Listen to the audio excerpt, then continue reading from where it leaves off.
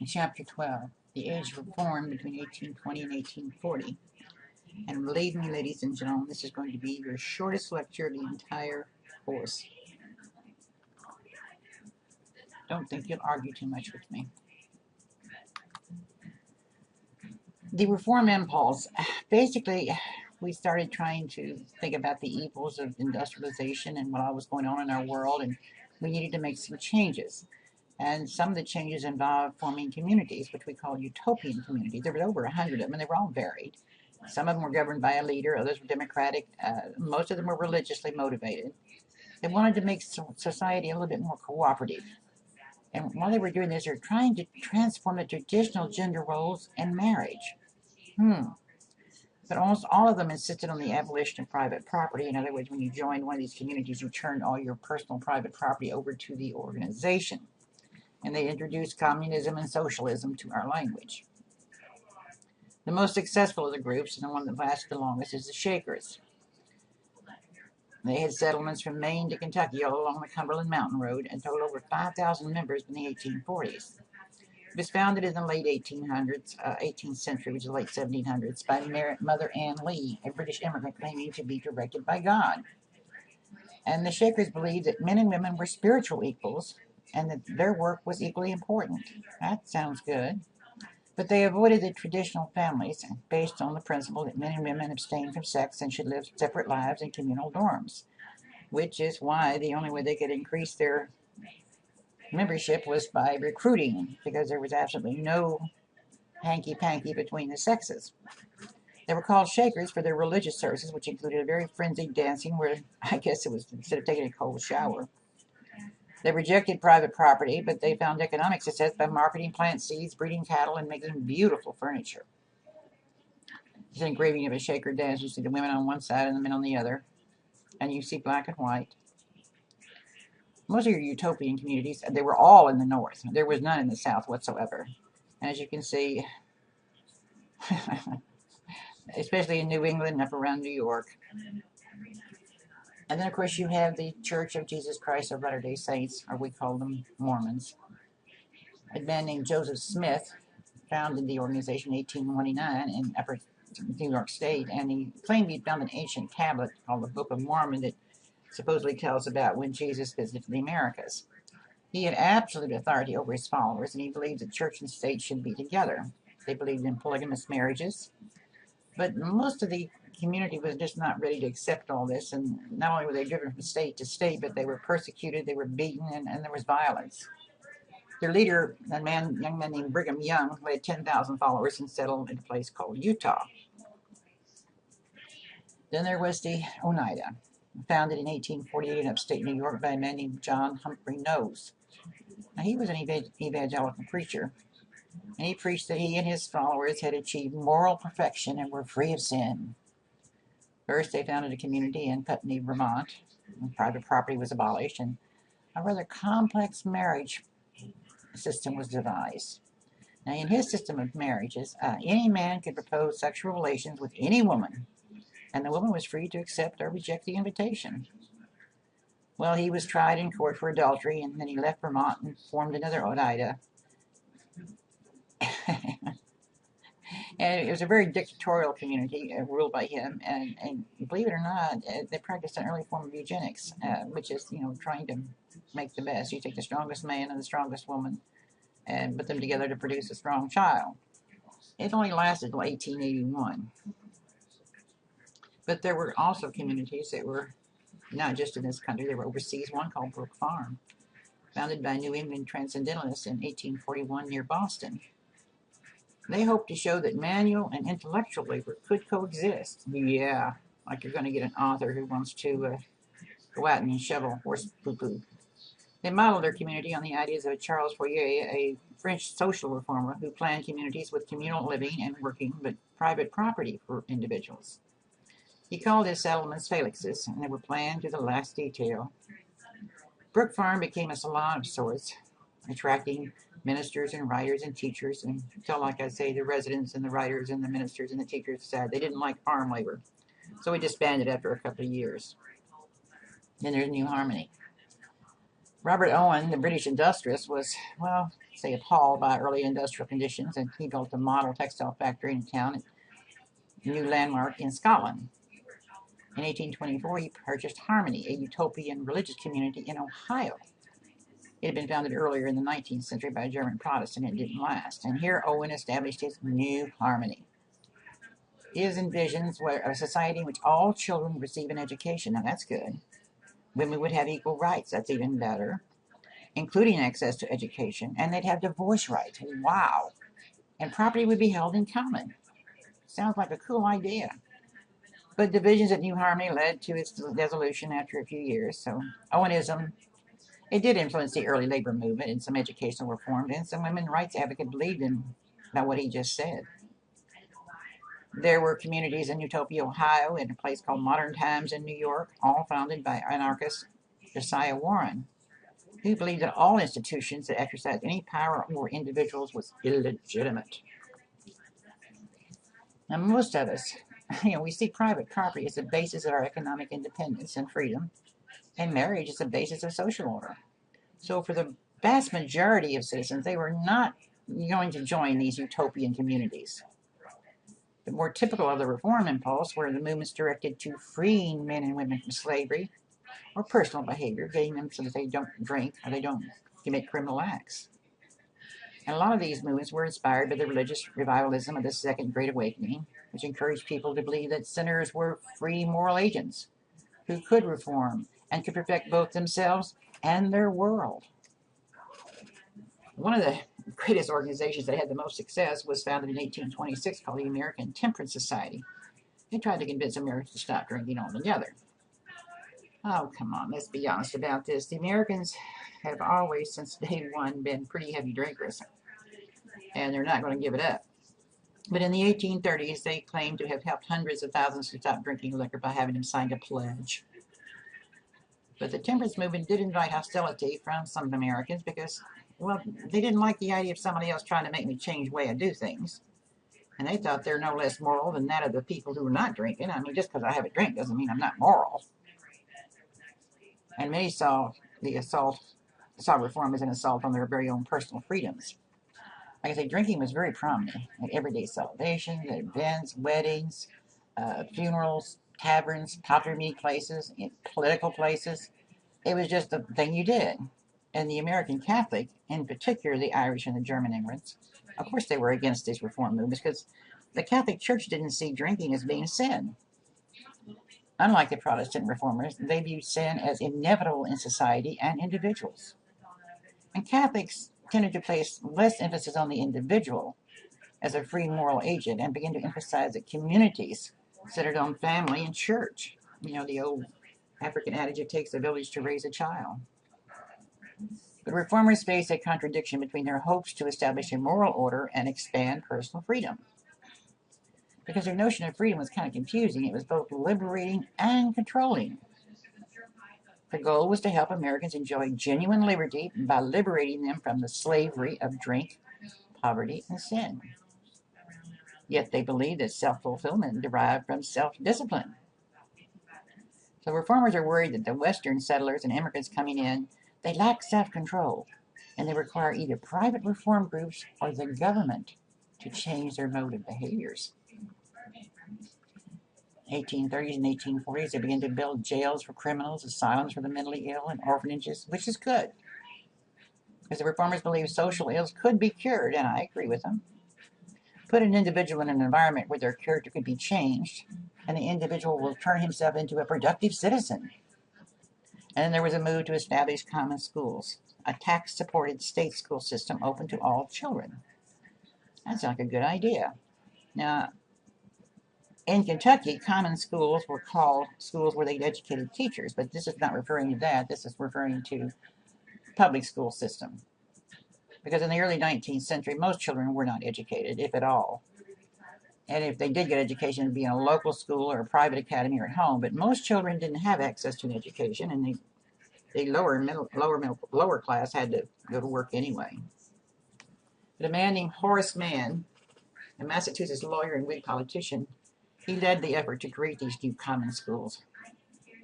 He embraced industrialization, but he hoped that universal public education could restore some kind of social equality, bring children from all social classes together, and give them an equal opportunity for upward social mobility. Sounds good. He also insisted that schools could stabilize society by disciplining the children, building individual character, teaching obedience to authority, and adherence to strict time periods. And with support from the labor unions and the factory owners and the middle class reformers, by 1860, every northern state had tax-supported common schools for children. But in the South, the planners didn't want to be taxed to support public education of poor white kids. And the planters' children would be educated by private tutors at home, and if they needed further education, they'd be sent away to a school. So it slowly developed in the South. Now, when you get right down to it, one of the main problems we had during this time, of course, was slavery. But the biggest objection to slavery came from the Quakers, the slaves themselves, and free blacks. Now, before 1830, most whites called for abolition, but they also supported something called colonization. And they formed this great American Colonization Society, which was going to promote any free black that wanted to could go back to Africa. Well, they managed to get enough support that they got some money and they bought some land in Africa, and they named this area called Liberia, and this was going to be where the free blacks could be stationed. Andrew Jackson, Daniel Webster, Henry Clay, they all supported the idea. They said it's a means of ending slavery. It's a safety net for the blacks. But they didn't ask the blacks. The blacks said, no, I don't think so. I'll stay right here. Now, there is a difference between abolition and emancipation. Abolitionist people want slavery to end right now, here, no compensation to the slave owner. The black should have all the rights that the white man has. Emancipation says slavery is wrong, we need to do it, but we need to do it gradually. We need to maybe reimburse the slave owner. But there was opposition to colonization even among the abolitionists and the emancipationists. They said slavery is a sin, and they rejected the gradual emancipation. I'm going to criticize those slaveholders, you know. They fully believed that once freed, that the black man should become equal citizens and not colonized. And David Walker was a free black in Boston. He wrote something called The Appeal to the Colored Citizens of the World in 1820. He was pretty radical. He wanted blacks to mobilize with arms. And he wanted blacks to take pride in African heritage. And this is way long before we have any pride, black pride. And of course, it's alarmed a lot of Northerners and, of course, the Southerners. Mr. Walker died right after he wrote this under very mysterious circumstances. The abolitionist movement spreading to thousands of towns. And because of the new print technology, and you could print enormous amounts of pamphlets and newspapers and books, ordinary people are getting to read about it. You have a few prominents. You have the author in Lewis Tappins of the Tappan ranges that we have nowadays. Theodore Weld, an evangelical minister. And they were white, but they were abolitionists. They called slavery a sin. And most abolitionists, they didn't like the idea of violence. They thought it should, we should end slavery, but let's don't be violent about it. We need to convince slaveholders to end their sinful ways. To abolitionists and the idea of freedom, personal freedom was the enjoyment of the fruits of your own labor. Well, that sounds good. Wage slavery idea was rejected because the wage earner could leave his job if he wanted to, but the slave couldn't. And we begin to see a new vision of America. The abolitionists and not the founding fathers came up with the idea America could be a single people. Place of birth, not your color, should determine who's American. And they began to really urge the enforcement of the laws against the slave trade. But blacks, whites, women, men all played a leading role in the abolitionist movement, and Frederick Douglass is one of the major organizers and speakers, a slave who managed to escape slavery and free himself. He spoke out for women's rights. Fantastic man. There's several YouTubes, if you would go on and watch. One of them, I think, is an education place. It's about an hour and a half long. It's a dramatized story of his life. It's really very good. He had a deep baritone voice, and even though he did not read and write, he just had a natural ability to speak and talk to people. And when he would talk to them about the slavery, he was fortunate. He was a good slave when he was still a slave. He had never been beaten. but he knew what was going on. He had seen it. A lot of the slaves had managed to escape published accounts of their experiences, and this also was a powerful tool in trying to communicate the reality of slavery to the northern audiences. And then Miss Harriet Beecher Stowe wrote a book called Uncle Tom's Cabin, based on a fugitive slave named Josiah Henson, and it sold more than 1 million copies in just a couple of years, and it's really rather graphic. It's very badly written. As far as prose goes, it's not well written at all, but it did galvanize a lot of people. And side note, for many, many years, we thought that Miss Beecher Stowe had come to a plantation in Kentucky and seen some things, and come to find out later, she had interviewed a man called Josiah Henson who had escaped slavery, and he was a slave from Maryland who had lived in Kentucky very briefly, and then managed to escape with his wife and children and get all the way to Canada. And he wrote this lengthy book, The Life and Times of Josiah Henson, a Slave, and yada, yada, yada. The title was longer than the book was. But she interviewed him, and he was much like Frederick Douglass. He had been a good slave. He'd managed to escape the lash. He was not marked. He was tall. He was forceful. He was good-looking. He was strong. And he related to her what he had seen and heard. So we were all very surprised when we discovered that Miss Stowe had not been on a plantation in Kentucky at all. She interviewed Mr. Josiah Henson in New England. This is a very, I hope to heaven she looked better than this. She was a widow lady who wrote to make money and to express her opinions on the slavery issue. But unfortunately, you've got this thing called white racism. And no matter how hard they tried, the white abolitionists, even if they did not believe in slavery, they couldn't entirely get rid of this racial prejudice. So any organization they were in, they monopolized all the key decision-making positions and kept control of the resources. So by the 1840s, the free black abolitionists, they were frustrated with the white control, and they wanted to hold their own black abolitionist conventions, which they did. Now, both white and black abolitionists did mount legal and political campaigns against racial discrimination in the northern states, and there was a few victories. They managed to end school segregation in Massachusetts. But black abolitionists in particular challenged the whites to recognize blacks as equal citizens and fellow human beings, which they had a very hard time doing. They also rejected America's claim to be the land of freedom. They praised Great Britain as a nation of freedom. And the black abolitionists forged an idea of colorblind citizenship. Wouldn't that be wonderful? They argued that black poverty was caused by slavery and that freedom had an economic dimension as well. And then there's William Lloyd Garrison. He is an abolitionist that advocated violence. He published The Liberator, a weekly newspaper or journal. He was out of Boston. Very strident in his rhetoric and unbending in his commitment to abolition. He wanted it done right now. He even suggested that the North should abrogate the Constitution and dissolve the Union in order to end its complicity with slavery. Can you imagine just dissolving the Union? Now, a few abolitionists supported this notion, and many adopted his criticism of colonization and called for immediate action. And when you read some of his works, this looks like a little mousy minister, doesn't it? It doesn't look like a man who's firebrand. But he was. Abolitionism initially sparked a very violent, hostile reaction from the Northerners who thought the movement threatened to dissolve the Union. And not only that, it's going to interfere with my money-making deal, and especially those that deal with slavery. I'm going to overthrow white supremacy. Well, I want to be on top dog. So led by gentlemen of property and standing, usually the merchants with economic ties to the South, mobs would disrupt the abolitionist meetings, they destroy the abolitionist printing presses, and they assault their activists. William Lloyd Garrison was nearly lynched by one in a Boston mob in 1837. Anti-slavery editor Elijah Lovejoy was actually killed by a mob in Illinois while defending his printing press for the newspaper. And it wasn't the first time, but this time they got him. So attacks on the free speech of abolitionists convinced many Northerners that slavery was incompatible with the democratic liberties of white Americans.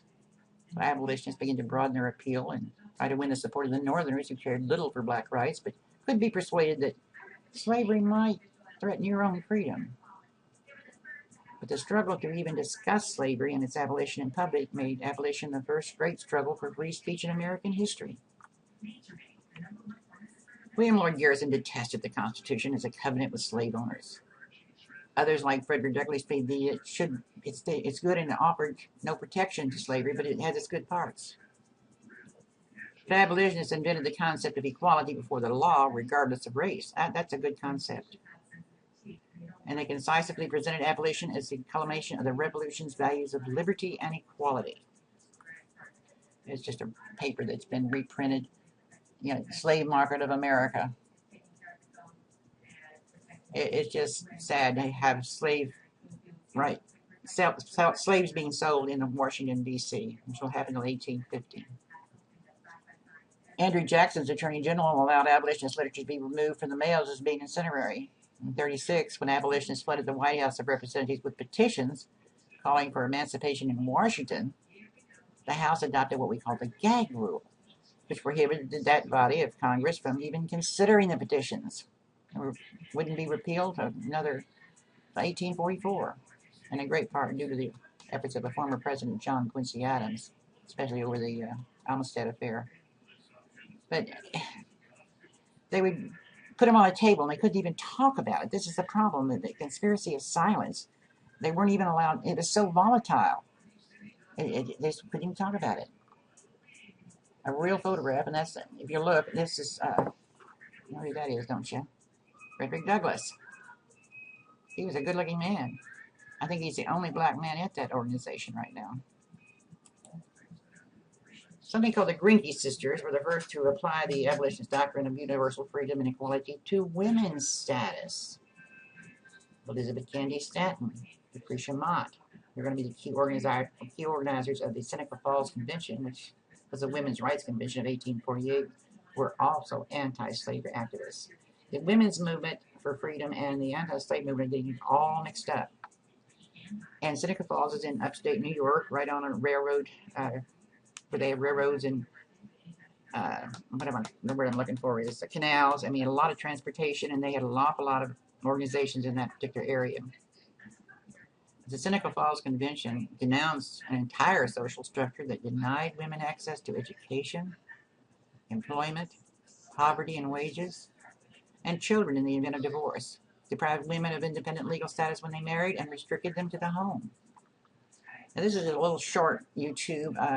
Not only white women were involved, but there were some black women, and I think you'll find this particular black woman very interesting.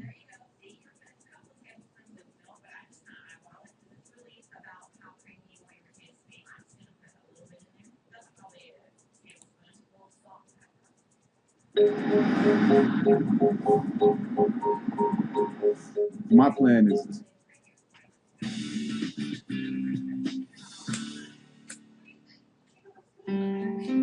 Sojourner Truth was born around 1797 in Ulster County, New York.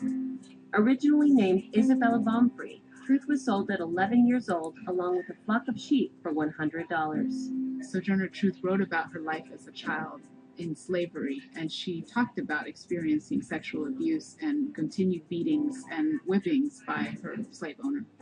Truth fled her master in 1826, 1 year before the abolition of slavery in New York, and eventually became a freed slave. After Truth became a free woman, she had the courage to go to court to challenge the legality of her son being sold into slavery. She was successful against so many odds, which is what makes that court case so amazing. Inspired by religion, she changed her name to Sojourner Truth in 1843. The following year, she joined forces with abolitionists such as Frederick Douglass and William Lloyd Garrison. Sojourner Truth became a traveling preacher, but also she was an early women's rights advocate, and so she spoke very forcefully for that as well.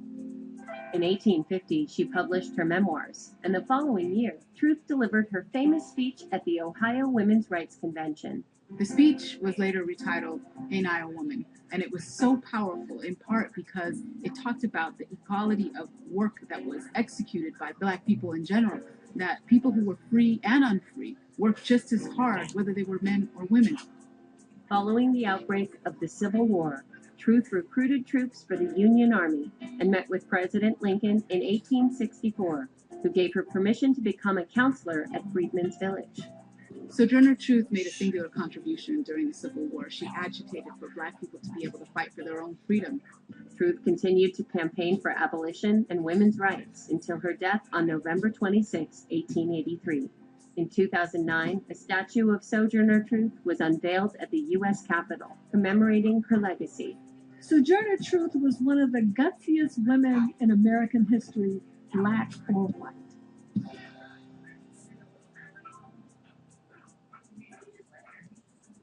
If you ever get a chance to listen to that speech, Ain't I a Woman, it's very, very moving.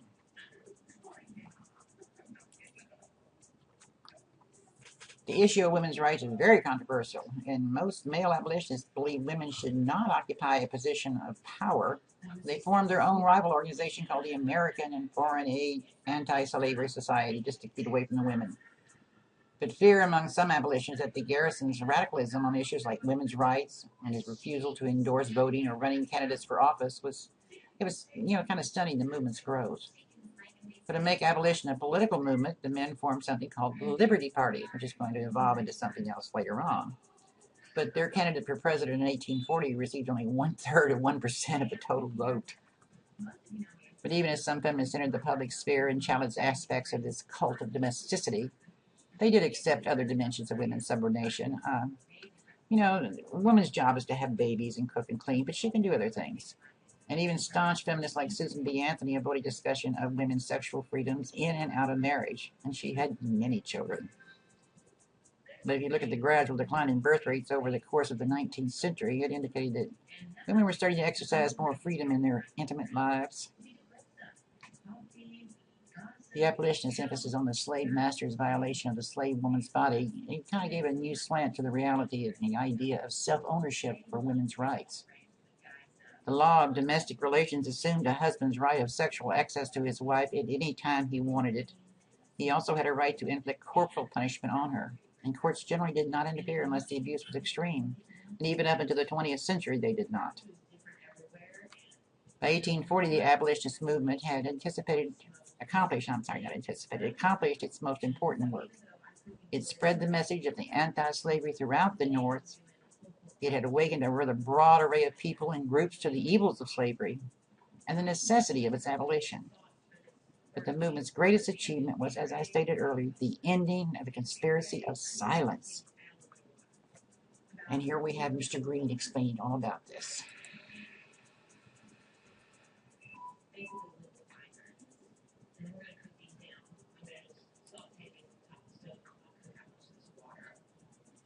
Hi, I'm John Green. This is Crash Course U.S. History, and today we finally get to talk about sex. Also some other things. Today we're going to discuss religious and moral reform movements in 19th century America, but I promise there will be some sex. Mr. Green, is it going to be about real sex, or is it going to be about people who are obsessed with not having sex? You got me there, me from the past. But how and whether we scootily poop ends up saying a lot about America, and also people in general.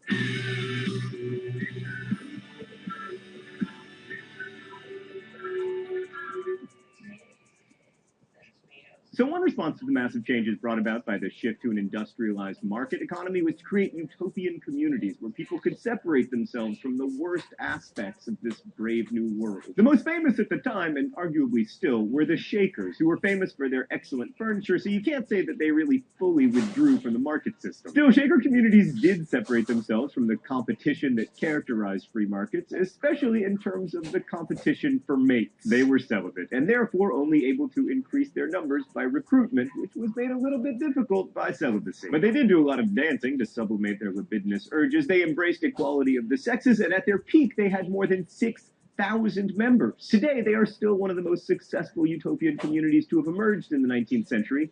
They have 3 members. Much more successful in the long run were the Latter-day Saints, also called Mormons, although at the time their ideas were so far out of the mainstream that they were persecuted and chased from New York all the way to Utah. In addition to the Bible, the LDS Church holds the Book of Mormon as a holy scripture, which tells of the resurrected Jesus' visits to the Americas. And while it was subject to widespread persecution and even some massacres, the LDS Church continued to grow and in fact continues to today. So while some of these communities were based in religion, others were more worldly attempts attempts to create new models of society, like Brook Farm. Founded in 1841 by a group of transcendentalists as a dependent clause that always ends in failure, Brook Farm tried to show that manual labor and intellectual engagement could be successfully mixed. This community drew on the ideas of the French socialist Charles Fourier, who, as you may recall from Crash Course World History, believed, no joke, that socialism would eventually turn the seas into lemonade. And much like Fourier's planned communities, Brook Farm did not work out, largely because, and I can say this with some authority, riders do not enjoy farming. Nathaniel Hawthorne, for instance, complained about having to shovel horse manure, but if he'd only kept shoveling horse manure, he might not have shoveled the Blithedale romances onto an unsuspecting reading public. I'm sorry, Nathaniel Hawthorne, I do like the Scarlet Letter, but I feel like the only reason you're read is because you were like the only author in pre-Civil War America. So either we had to pretend that America began with Huck Finn's Journey on the Mississippi, or else we're stuck with you. It was just like you, Thomas Paine, Mary Rowlandson, a bunch of printed sermons, and James Fenimore Pooper. Anyway, the most utopian of the utopian communities were set up at Utopia, Ohio, and Modern Times, New York by Josiah Warren. Everything here was supposed to be totally unregulated and voluntary, including marriage, which, as you can imagine, worked out brilliantly. But without any laws to regulate behavior, Warren's communities were individualism on steroids, so they collapsed spectacularly and quickly. But these utopian communities were relatively rare. Many more 19th century Americans participated in efforts to reform society rather than just withdraw from it. And behind most of those reform movements was religion, particularly a religious revival called the Second Great Awakening. This series of revival meetings reached their height in the 1820s and 1830s with Charles Grandison Finney's giant camp meetings in New York, and in a way, the Second Great Awakening made America a religious nation. The number of Christian ministers in the United States went from 2,000 in the 1770s to 40,000 by 1845. And Western New York was the center of this revivalism. That's where Joseph Smith had his revelations. It's also where John Humphrey Noyes founded his Oneida community, in which postmenopausal women introduced teenage boys to sex, and which eventually ceased being a religious community and evolved into, wait for it, one of the world's largest silverware companies. That's right, every time you take a bite of food with Oneida cutlery, you're celebrating free love and May-December relationships. Well, more like February-December relationships.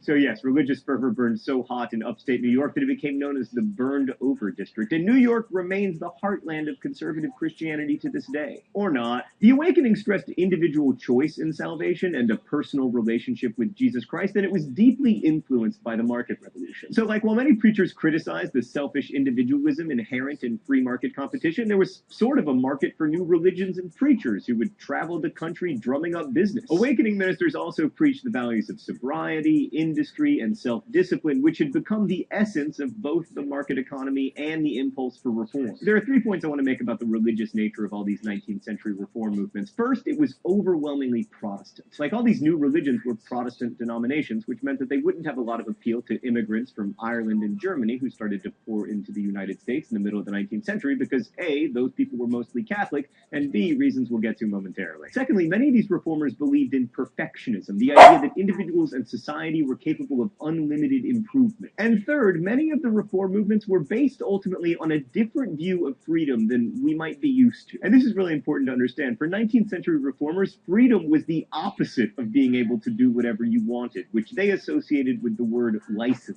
They believed that true freedom was like an internal phenomenon that came from self-discipline and the practice of self-control. Essentially, instead of being free to drink booze, you would be free from the temptation to drink booze. According to Philip Schaff, a minister who came to Pennsylvania in the 1840s, true national freedom in the American view is anything but an absence of restraint. It rests upon a moral groundwork, upon the virtue of self-possession and self-control in individual citizens. Members of the fastest-growing Protestant denominations, like Methodists and Baptists, were taught that it wasn't enough to avoid sin themselves. They also needed to perfect their communities. And that leads us to America's great national nightmare: temperance. Now, you're not going to see me advocate for the prohibition of alcohol, but to be fair, Americans in the first half of the 19th century were uncommonly drunk. In fact, in 1830, per capita liquor consumption was 7 gallons per year, more than double what it is now. And that doesn't even count wine, beer, hard cider, Zima, Pruno. By the way, some people like to have home breweries or whatever, but at our office, Stan's been making Pruno under the couch. The growing feeling among reformers that we should limit or even ban alcohol appealed to those Protestant ideas of restraint and perfecting the social order. And that's also precisely why it was so controversial, especially among Catholic immigrants who, A, came largely from Germany and Ireland, two nations not known for their opposition to strong drink, and B, were Catholic, and the Catholic Church's morality didn't view alcohol or dancing as inherently sinful the way that so many Protestant denominations did. And then we have the widespread construction of asylums and other homes for outcasts. Anyone who's ever done a bit of urban exploring knows that these places were built by the hundreds in the 19th century. Jails, poorhouses, asylums for the mentally ill,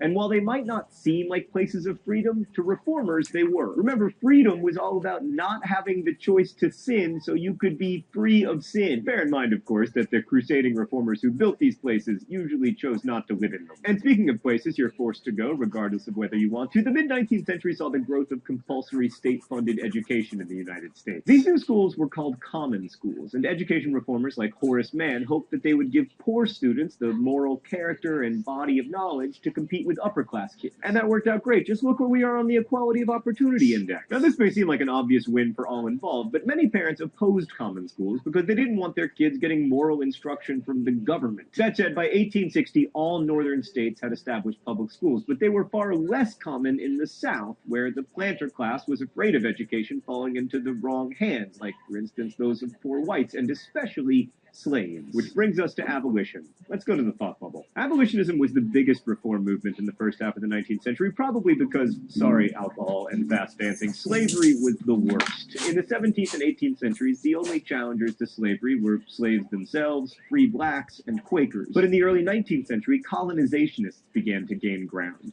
Their idea was to ship all former slaves back to Africa, and the American Colonization Society became popular and wealthy enough to establish Liberia as an independent homeland for former slaves. While the idea was impractical and racist, it appealed to politicians like Andrew Jackson and Henry Clay, and some black people who figured that America's racism would never allow them to be treated as equals did choose to emigrate to Liberia. But most free blacks opposed the idea. In fact, in 1817, 3,000 of them assembled in Philadelphia and declared that black people were entitled to the same freedom as whites. By 1830, advocates for the end of slavery became more and more radical, like William Lloyd Garrison, whose magazine The Liberator was first published in 1831. Known for being as harsh as truth and as uncompromising as justice, Garrison once burned the Constitution, declaring it was a pact with the devil. Radical abolitionism became a movement largely because it used the same mix of pamphleteering and charismatic speechifying that people saw in the preachers of the Second Great Awakening, which in turn brought religion and abolition together in the North, preaching a simple message: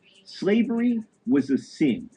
By 1843, 100,000 Northerners were aligned with the American Anti-Slavery Society. What made the radical abolitionists so radical was their inclusive vision of freedom. It wasn't just about ending slavery, but about equality, the extension of full citizens' rights to all people, regardless of race. By the way, it was abolitionists who rechristened the old State House bell in Philadelphia the Liberty Bell. So why does all this awesome stuff happen in Philadelphia? Thanks, Thought Bubble. So needless to say, not all Americans were quite so thrilled about abolitionism, which is why slavery remained unabolished. Often, resistance to abolitionism was violent. Like in 1838, a mob in Philadelphia burned down Pennsylvania Hall because people were using it to hold abolitionist meetings. And you were doing so well, Philadelphia! A year later, a mob in Alton, Illinois murdered anti-slavery editor Elijah P. Lovejoy when he was defending his printing press. This was the 5th time, by the way, that a mob had destroyed one of his newspapers. Even Congress got in on the Let's Suppress Free Speech and the Press Act by adopting the gag rule in 1836. The gag rule prohibited members of Congress from even reading aloud or discussing calls for the emancipation of slaves.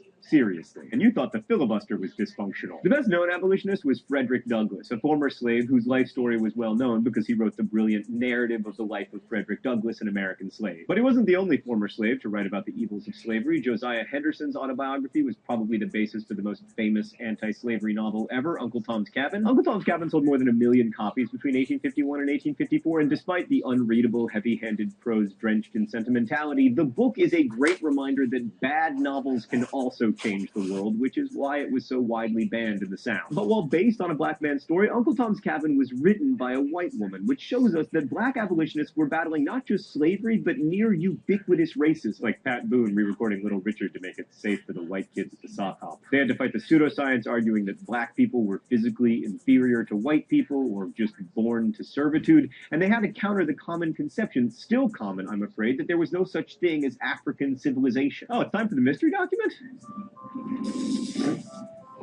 The rules here are simple. If I guess the author of the mystery document, I do not get shot. Let's see what we got today. Beloved brethren, here let me tell you and believe it, that he, Lord our God, as true as he sits on his throne in heaven, and as true as our Savior died to redeem the world, will give you a Hannibal. And when the Lord shall have raised him up and given him to you for your possession, O my suffering brethren, remember the divisions and consequent sufferings of Carthage and of Haiti. But what need have I to refer to antiquity, when Haiti, the glory of the blacks and terror of tyrants, is enough to convince the most avaricious and stupid of wretches? All right, Sam, this is going to take some serious critical thinking skills, so let's break this down. So the author's clearly African-American and admirer of the Haitian Revolution, which means this was written after 1800. Plus he references Hannibal, who Crash Course world history fans will remember almost conquered the Romans using freaking elephants. And Hannibal was from Carthage, which I don't need to tell you, is in Africa. He also warns that Haiti is the terror of tyrants, referencing the widespread massacring of white people after the Revolution. Okay, that's what we know. And now we shall make our guess. Henry Highland Garnett? I hate myself! It's David Walker. I'm not going to lie to you, Stan. I don't even know who that is, so I probably deserve this. Ah! That's how you learn, fellow students. It's not about positive reinforcement. It's about shocking yourself when you screw up. I got a 3 on the AP American History test, so I should know. So black abolitionists like Frederick Douglass, Henry Highland Garnett, and apparently David Walker were the most eloquent spokesmen for the idea of equal citizenship in the United States for black and white people. In his 1852 Independence Day address, by the way, international viewers, our Independence Day is July 4th, so he gave this speech on July 4th. Frederick Douglass said, "Would you argue with me that man is entitled to liberty, that he is the rightful owner of his own body? You have already declared it. Must I argue the wrongfulness of slavery? There is not a man beneath the canopy of heaven that does not know that slavery is wrong for him." And in the end, the sophistication and elegance of the black abolitionists' arguments became one of the strongest arguments for abolition. If black people were better off enslaved and inherently inferior, how could anyone account for a man like Frederick Douglass? Abolitionism, at least until after the Civil War, pushed all other reform movements to the edges. But I just want to note here at the end that it's no coincidence that so many abolitionist voices, like Harriet Beecher Stowe, for instance, were female. And their work toward a more just social order for others transformed the way that American women imagine themselves as well, which is what we'll be discussing next week. I'll see you then. Thanks for watching. Crash Course is produced and directed by Stan Muller. Our script is directed by Stan Muller. By the way, it is Josiah Henson, not Henderson, as he said. I know because they have something called the Trail of Josiah Henson, just about 5 miles from where I lived for 30 years. I'm very familiar with Mr. Henson and the whole story. Also, that picture of Harriet Beecher Stowe was much better than the one I showed you. As I said, it's a very short and we just barely touched the tip of the iceberg of the reforms. There was so much going on because they wanted to cleanse society. But that being said, take note of some of the organizations, the Utopian organizations, and the women's movement just getting started. We'll get more into that later.